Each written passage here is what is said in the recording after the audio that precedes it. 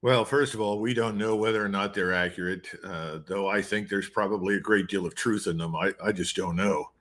I would tell you that the Israelis have done a great job of suppressing any reports of casualties that they may have suffered, and one always wonders what one hears from Hamas. However, having said that, Amnesty International and some other agencies have echoed these findings. I think it tells you that if you drop 2,000-pound bombs, whether they're laser guided or not, on a built up area, an urban area, you're going to kill a lot of people. And I think it's pretty clear that this has been, certainly since the 7th of October, a vengeance campaign. Vengeance, of course, is emotion. Emotion is radicalization. And the radicalization means that you're not terribly careful about who happens to be in the neighborhood when you drop the bomb. I think that's where we are. Emotions continue to run high. The good news is that at least we've had a 3-day extension on the ceasefire, and that may not solve our problems immediately, but it gives people a chance to take a breather and think. Do these ceasefires have a tendency to spread or extend because of the good feelings that come about during them, or are they an opportunity for both sides to regroup and get ready to reattack, or both? Well, I think you could probably make an argument on both sides. There was a ceasefire during the First World War at Christmas in 1914, and that actually cultivated goodwill. You had units from the British and German armies that actually got to know each other, and then ultimately they had to be withdrawn from the line because they discovered that they had more in common than they did opposing one another.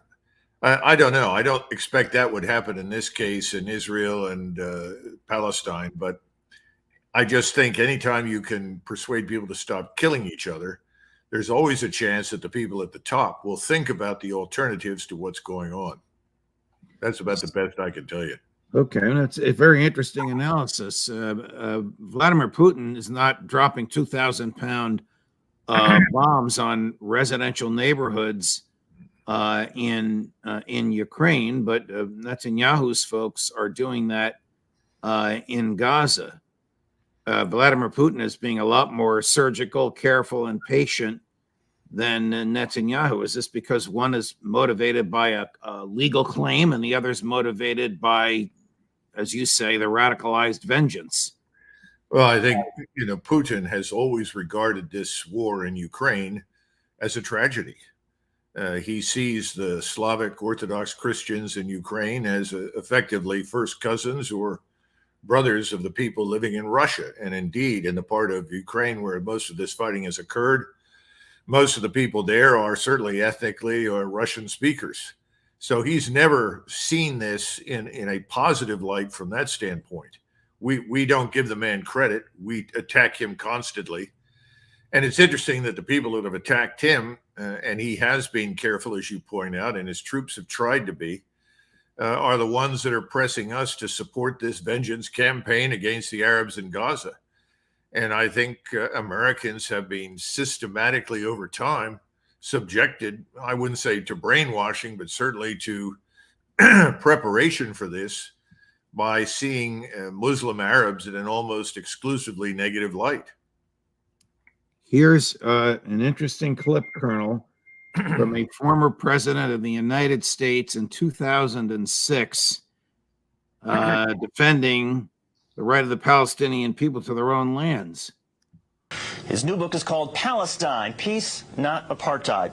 And President Carter, why did you use the word apartheid in the book's title?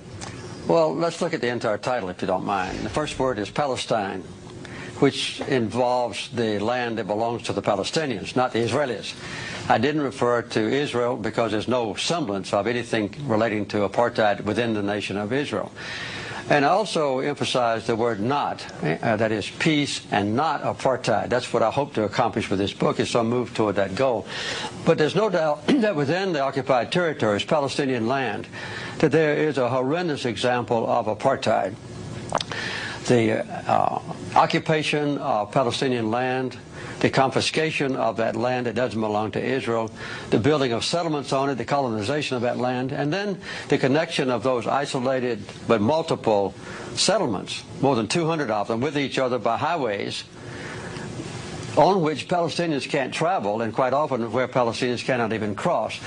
So the persecution of the Palestinians now under the occupying territories is under the occupation forces is one of the worst examples of human rights deprivation that I know. 2006. I can't imagine an American politician saying that today and not suffering extraordinary blowback in the U.S. Well, you picked the president of the United States, who is probably the least popular figure in the history of Israel's relations with the United States. Let's be frank. Right. The hatred for him is pretty substantial. This is a part of the world that reminds me a little bit of the Balkans. In Bosnia-Herzegovina, you could not be friendly to the Serbs without making enemies out of the Croats and Bosniaks. You could not be friendly to the Bosniaks, who were at least Muslim in culture and tradition, without making enemies out of Serbs and Croats. I mean, it's an either-or proposition. So I think everything that he said was certainly well meant, and we understand his views. But you've got two implacable enemies, two irreconcilable worlds. That's one of the reasons that I think Mr. Netanyahu described this as a civilizational struggle. In many ways, it is. You have two fundamentally different peoples with different cultures, different attitudes, different values, and you can't reconcile them. And that's why bringing some sort of ceasefire to bear is in itself a miracle and should be exploited to try and find some alternative to the fighting. But we should not expect any resolution anytime soon. Can the other regional players that have military assets, Iran, Egypt, Turkey, Hezbollah, force a two-state solution or prevent the total eradication, the total elimination of the Palestinian people from Gaza? I think we are on the road to a regional war. We may have some pauses over the next few months, but I think inevitably this dispute will be resolved on the regional level. And what I mean by that is that when this ceasefire ends, I don't see any evidence for a new strategic end state other than the elimination of Gaza and its population from Israel. That's where we're headed. And when the ceasefire ends, I think we will see a resumption of the kind of thing that we saw in northern Gaza, in Khan Yunis, and in southern Gaza. When that commences, I think you will see a more defiant alliance of states in the region that will begin to coalesce into something that eventually will result in a regional war directed at Israel. The real question is, will Israel survive that? My greatest concern from the beginning was always that this would move beyond proxies meaning Hezbollah, Hamas, to nation-state conflicts. And I think it will. I know that others have looked at this and they dismiss it out of hand. Again, they continue to view the Arabs through the lens of the 1970s and 80s. They view the Muslim world through what I think is an anachronistic lens. They don't see how profoundly the region has changed and its readiness to fight, and if necessary, destroy Israel. The EU, according to our friend Alistair Crook, has attempted to bribe Egypt and Jordan with tens of millions if they will take Palestinian refugees, and both told the EU leadership to go take a hike. What is the EU's game here?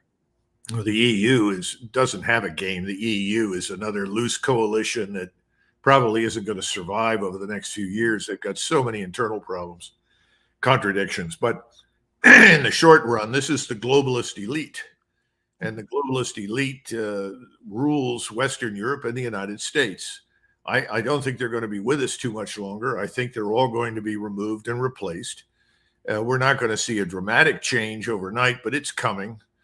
And I think this is a last gasp effort to try and do what they've done successfully in the past, which is to bribe people in the region to cease and desist from attacking Israel, to abandon their co-religionists, brothers, whatever you want to call them, other Muslims in the region.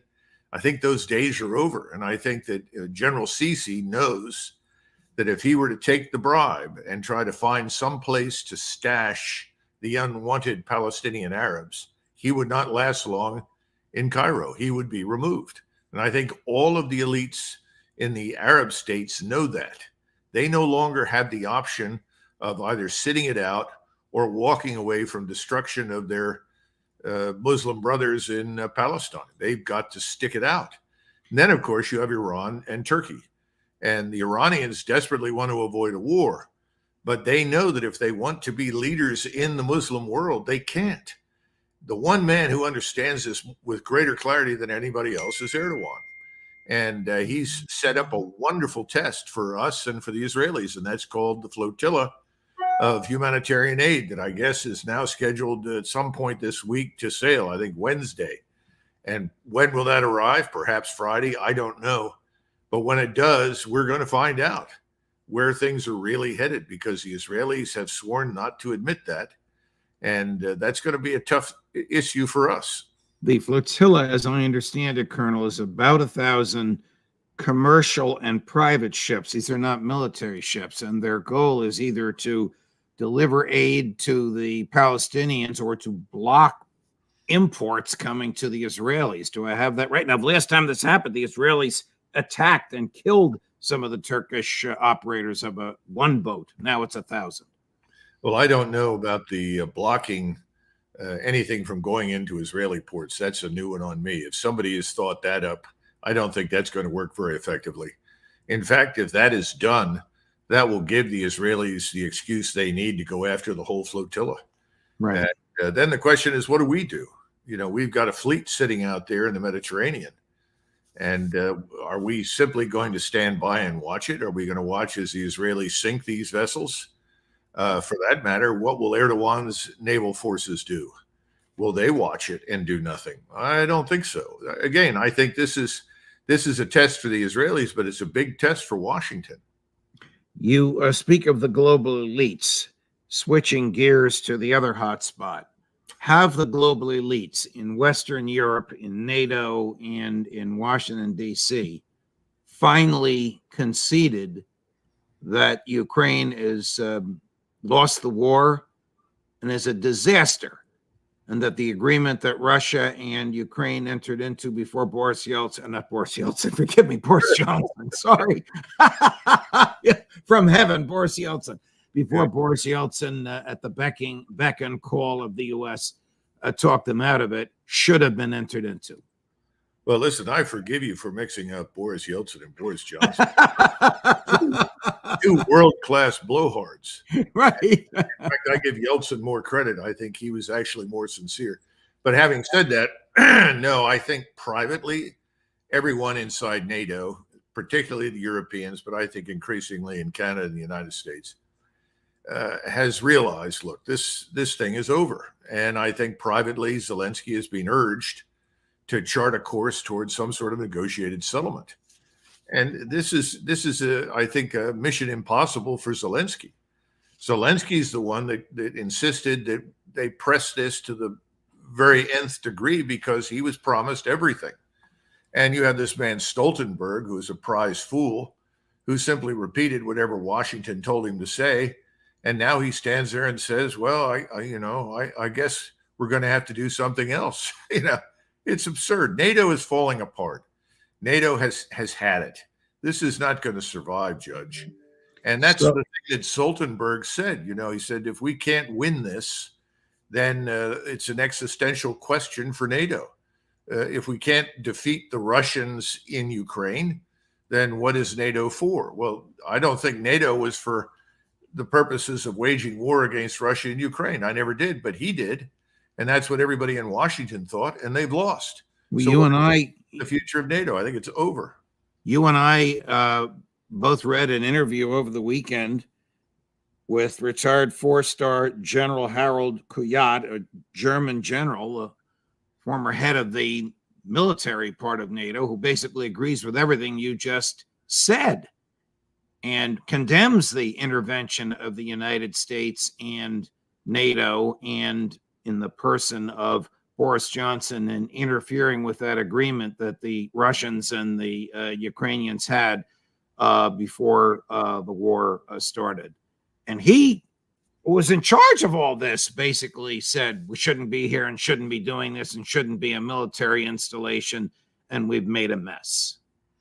I should also add for our viewers, and this is a point of pride for me because of your and my friendship and personal collaboration, this 4-star German general, whom I don't think you've ever met, cited you as an authority for some of his arguments, not the least of which was the extraordinary number of young soldiers, Ukrainian soldiers, who suffered unrecoverable injuries, either death or such a severe injury that they can never go back to the military. This tragedy is the greatest tragedy is, of course, the destruction of the Ukrainian nation and people. I don't know that Ukraine can actually recover from this. I suppose it's possible. They've certainly been through hell before, but this is terrible. And that's really what he was talking about. But the implications are unambiguous. Can NATO survive this? No, I don't think so. We've led the Ukrainians down a path to certain suicide. Remember, we said from the beginning, Judge, Ukrainians have no more chance of winning a war against Russia than Mexico would have of winning a war against the United States. No one listened. Instead, you were immediately pilloried or castigated as a Putin agent, right? A Russian agent or some other nonsense, which had nothing to do with it. And the same thing has been happening with Israel. You know, anyone who questions unconditional support for Israel is immediately on the spot accused of anti-Semitism. Of course, there are an awful lot of Jews now in the United States and around the world, and even in Israel, who are questioning that. So I suppose that puts them in the same stack with the rest of the world. But the bottom line is this: the United States has destroyed itself. When I say destroyed itself, what I'm talking about is the government in Washington, by pushing these inane policies, by condemning Russia and condemning effectively the Muslims in the region for their unwillingness to tolerate Israeli policies, for the Ukrainians' attacks against the Russians that led ultimately to their intervention. There's no future in this. All we've done is destroy our influence in Europe, and we are destroying our influence in the Middle East, because we've treated everything as black or white. Either you supply Mr. Zelensky until the last Ukrainian, and you supply Israel with whatever it needs until the last Israeli soldier is killed, or you are the enemy. This is a dead end. And I think this is the end, as many people have said in many other settings, not just of the post-war liberal order, whatever that was. And I think we know that it was just an order set up to enrich us, and probably also of our imperial aspirations. I think finally Americans are going to step back after all these many, many years of failed interventions and meddling and say, what are we doing? This is insane. This has got to stop. And that's why no one will come forward publicly and admit to anything being wrong. You know that, Judge. So here's Ukraine as I see it. There's political infighting between the head of the government, President Zelensky, and the head of the military, General Zaluzhny. Elections in 2024 have been canceled. They have blocked borders so people can't leave. And they're talking about imposing a draft on everyone, both genders, from age 7 to age 70. Inconceivable by our standards. But that would tell me this is the end of the Roman Empire for them. This is the end of it. Does Ukraine have a war plan for 2024, which is just a month away, Colonel? No, not at all. In fact, Avdiivka, and I apologize to the Russian and Ukrainian speakers if I got that wrong, because my command of Slavic languages is poor, if any. Avdiivka is on the verge of surrender. That is a large body of Ukrainian troops. I don't know precisely how many, but let's say several thousand. It's the last sort of bastion of Ukrainian resistance. And there are talks ongoing right now about a mass surrender of those Ukrainian forces to the Russians. I think it's going to happen. When that happens, it's over. And Zelensky, I think, knows that. And he has made, statements indicating that it's time to come to terms with that particular reality, which explains why Zelensky and others have called for his head, remove him, replace him. We fight on. It's not going to happen. The real question is what happens to Zelensky. Right. I was going to ask you that next. What do you think? Does he flee? Does he get assassinated? Well, I think he's on the same path as Mussolini. I think that's pretty clear. The sooner he goes is probably the better for him. But again, I think, as I mentioned the last time, this part of the world is a tough place, and I'd be surprised if he escaped the old ice pick in the skull at some point, whether he stays or leaves. And I think the world will discover what a terribly corrupt and despicable individual he really is. I remember, being castigated for making comments that Zelensky was by no means a patriot or a hero by pointing out that Zelensky could not speak Ukrainian, that Zelensky was a Russian speaker. And Zelensky's ties to anything in Ukraine were really questionable. Yet he was picked, he was installed, he rode in on a peace platform, and then he signed on for unending war and destruction for the people of Ukraine. He's not going to escape accountability for that. And I'm not sure about Zelensky either. I mean, Zelensky still retains some measure of respect from some people, but he's been on top of this thing. At some point, people are going to ask, the best thing I can tell you is if you go back to March of 1943, on the 2nd of February, 1943, Stalingrad fell. And then Hitler's birthday came up on the 20th of April. And all the 4 stars in the German armed forces signed a birthday greeting declaring their loyalty to the man. And several people privately stood around and said, what? After Stalingrad, which was absolutely his fault, you're signing a pledge of allegiance to this man? I think Ukrainians are going to start asking the same kinds of questions. What is going on with the generals? But the generals, Ukrainian generals, and even Zelensky know how to count.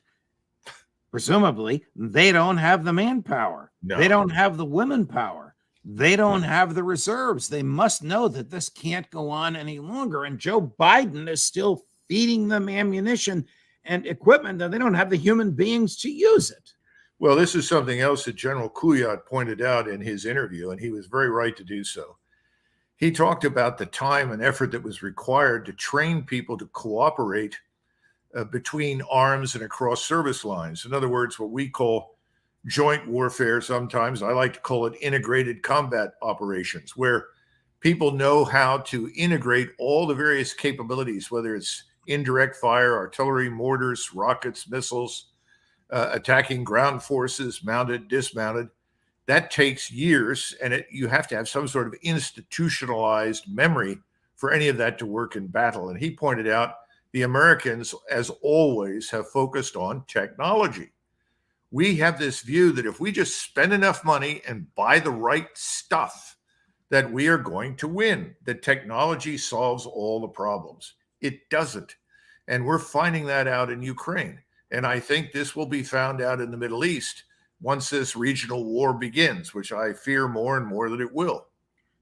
If you get back to where we started, an over-reliance on technology is arguably one of the reasons that October the 7th happened, rather than a reliance on old-fashioned presence of military to shoot people when they come over the border with weapons in their hands, and old-fashioned human reliance. The Israelis thought that they could rely on surveillance and also the reputation that Hamas had for bumbling any opportunity. Well, the Israelis are really left with 2 options, in my judgment. One is look at the strategic landscape, measure what you may gain by what you might lose. What do I mean by that? Let us say you've got voices saying, let's complete the job. Let's get it over with. Let's drive all these people out. Let's flatten Gaza. If you do that, what do you get? I think what you get is a regional war. you get the entrance of Turkey and eventually Iran and all the Arab states in the region. On the other hand, you have the possibility of thinking through this whole business and saying, look, we can't do that. Even if we want to, we can't get away with it. I recall, an incident involving Teddy Roosevelt and John D. Rockefeller. John D. Rockefeller came to Teddy Roosevelt when he was president and said, I've got great news. We've discovered oil and we know where it is. It's in the Middle East. And Teddy Roosevelt says, oh, that's interesting. And he said, well, what I want to do is I want to land an army. I want to kill everybody and take over the oil fields. And Teddy Roosevelt says, well, I'm not giving you the Army or the Navy to do that. He says, I don't need that. I have my own Army and my own Navy. I'll do it. Teddy Roosevelt said, that's out of the question. That's unacceptable. That's morally repugnant. It cannot and will not be done. And the answer was, well, we did some of that to the Indians, didn't we? And Teddy Roosevelt said, not anymore. We won't tolerate it. It's wrong. I think the Israelis have got to look at this thing and reach the same kind of conclusion.